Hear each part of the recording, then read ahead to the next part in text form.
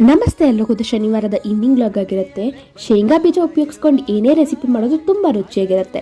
ನಾನಿವತ್ತು ಶೇಂಗಾ ಬೀಜ ಉಪಯೋಗಿಸ್ಕೊಂಡು ಬೀನ್ಸ್ ಪಲ್ಯ ಮಾಡ್ತಾಯಿದ್ದೀನಿ. ಅದಕ್ಕೆ ಅಂತ ಹೇಳಿ ಗ್ಯಾಸ್ ಮೇಲೆ ಒಂದು ಪಾತ್ರೆ ಇಟ್ಕೊಂಡು ಬೇಕಾಗಿರೋಷ್ಟು ನೀರು, ಕಟ್ ಮಾಡಿರೋಂಥ ಬೀನ್ಸು, ಸ್ವಲ್ಪ ಉಪ್ಪು ಹಾಕಿ ಬೇಯಕ್ಕಿಡೋಣ. ಅಷ್ಟರಲ್ಲಿ ಒಂದು ಕಡಾಯಿಗೆ 2 ಹಿಡಿ ಆಗೋಷ್ಟು ಶೇಂಗಾ ಬೀಜ, 4 ಒಣಮೆಣಸಿನ್ಕಾಯಿ, ಸ್ವಲ್ಪ ಉರ್ಗಡ್ಲೆ ಹಾಕ್ಕೊಂಡು ಚೆನ್ನಾಗಿ ಫ್ರೈ ಮಾಡಿ ಒಂದು ಚಿಕ್ಕ ಜಾರ್ಗೆ ಹಾಕ್ಕೊಂಡು ತರ್ತರಿಯಾಗಿ ಇದನ್ನು ರುಬ್ಬಿಟ್ಕೊಳ್ಳೋಣ.